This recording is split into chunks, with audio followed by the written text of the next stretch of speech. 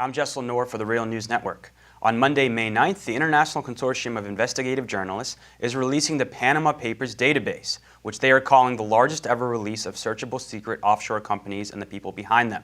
The Panama Papers have shown a spotlight on how the world's rich take advantage of offshore tax regimes and much more. Well, now joining us from Sag Harbor, New York, is James Henry.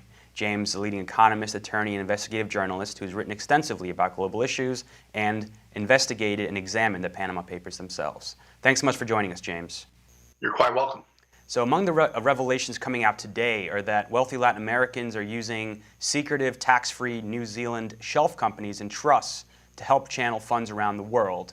And that's based on local reporting in New Zealand.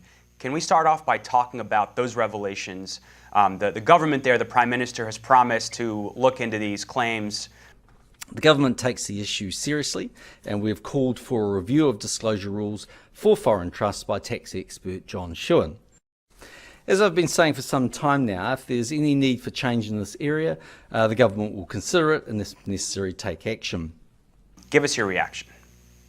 Well, New Zealand is only the latest OECD country to have discovered the lucrative business of offering secret trusts, especially, and companies to foreign investors who want to hide their money offshore.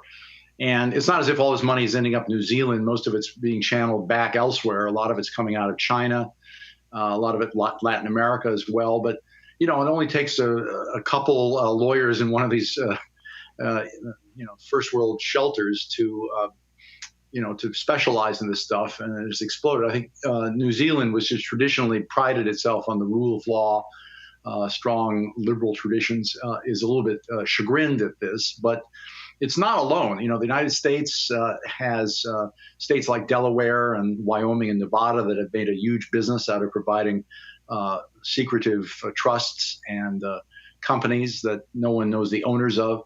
The UK and its spider net of havens around the world does exactly the same thing. In the Panama Papers, we saw the British Virgin Islands supplying about 100,000 of the 210,000 companies that this one Panamanian law firm was setting up to do exactly this kind of thing. And there are other players like Switzerland that have made an enormous business out of this traditionally. So, this is an old story. What's new about it is just the sheer scale of it. And we're now beginning to understand just how big a deal it is. Meanwhile, The Guardian's reporting, quote, more than 12 trillion has been siphoned out of Russia, China, and other emerging economies into the secret world of offshore finance. New research has revealed. You did that research. Talk to us about this, about your unique findings here.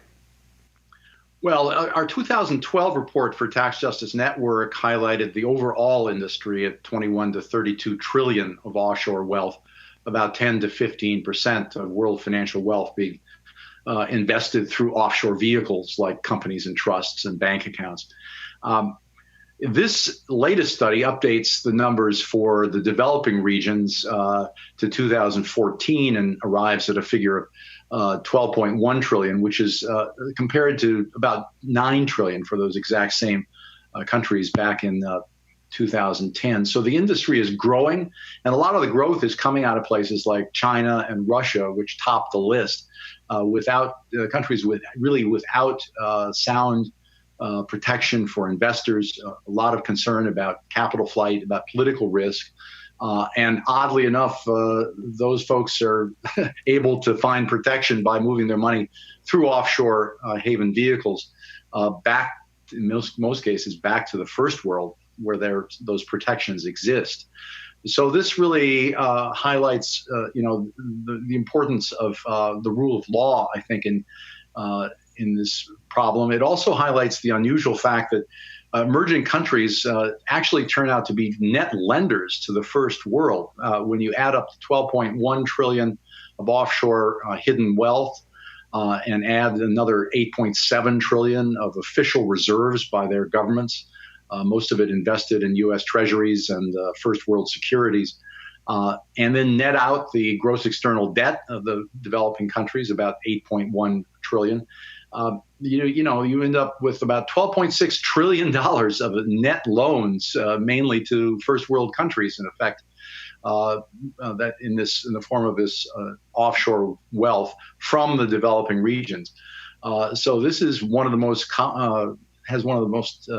interesting pathologies of the world system. We have poor countries financing, or developing countries, I would say. There's some rich countries in that group, basically making loans to the rest of the world.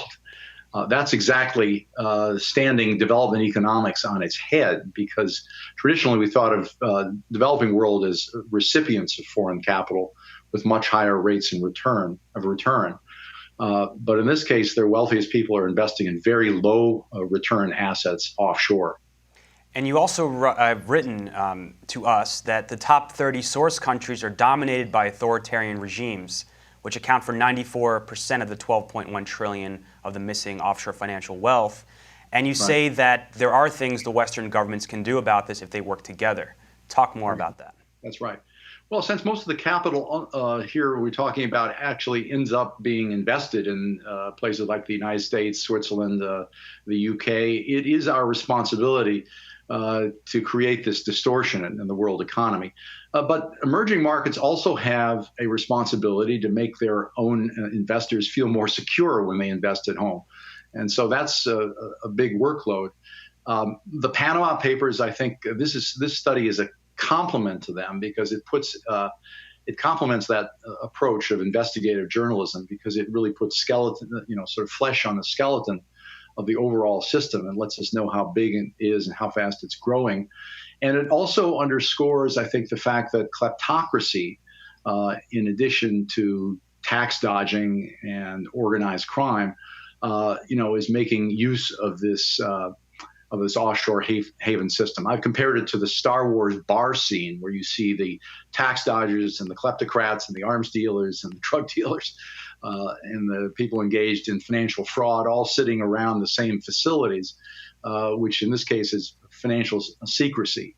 I think first world countries ought to get their act together. We've known about this a long time, and there's a lot of things that we can do to make this a much more transparent world, and also to penalize the big banks and law firms and accounting firms that are the enablers for much of this activity. And finally, James, I wanted to circle around back to the release of this Panama Papers database, which might be the largest ever release of researchable secret offshore companies and the people behind them. I'm checking out the front pages of the New York Times and the Washington Post. There's hardly a mention of this. Do you think that this deserves more attention? And I wanted to bring up the point again we've discussed. There aren't that many Americans that have been found in this database so far, or at least been reported. Will this help shed further light? Will this help spark change from this system? The U.S. media has been disappointing on this. I'd say the major press wasn't involved in the release. They had conditions for their involvement, which the international consortium couldn't meet. Basically, we had to rely on 370 journalists around the world to analyze this stuff. And I think part of the explanation is not only a kind of not invented here type mentality on the part of the primo news media like the Times, but also there's a real influence at those institutions, kind of disturbing influence by what I would call not exactly neoliberal economists, because you have people like Krugman at the Times, but they've always kind of minimized the importance of this offshore activity. And it's hard to understand, but that's just the case. We're not waiting around for them to get on board. I mean, a lot of the path-breaking work here has had to be done by, young, aggressive journalists at places like the Fusion Network and, the Guardian, and we're basically got more than enough work to do.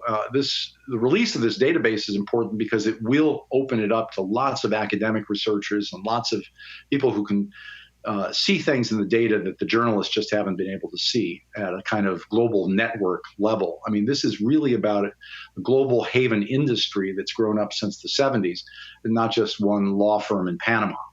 More than 500 banks were involved in channeling business to that law firm, for example. And if you think opening up just this one law firm would reveal so many things, think about what would happen if we had a really, truly international investigation of all this. I think it's about time for that. James Henry, thanks so much for joining us. Thank you. Thank you for joining us at the Real News Network.